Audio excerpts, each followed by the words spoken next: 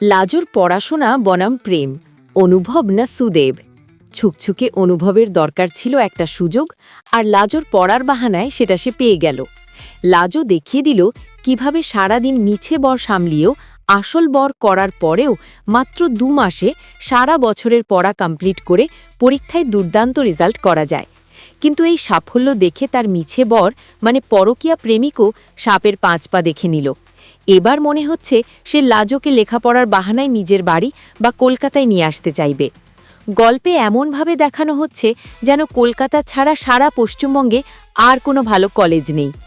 যদি লাজো কলকাতায় ফিরে আসে তাহলে বোঝাই যাবে সে আসলে পড়াশোনার জন্য নয়, বরং অনুভবের জন্যই ফিরছে।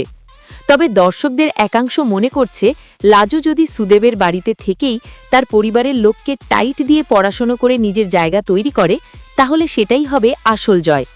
কিন্তু লেখিকা নীলা মাসিমণির কলমে পরকীয়া ছাড়া গল্প চলে না বলেই অনেকেই সন্দেহ করছেন শেষমেশ লাজো আবার অনুভবের হাতের পুতুল হয়ে কলকাতায় ফিরবে।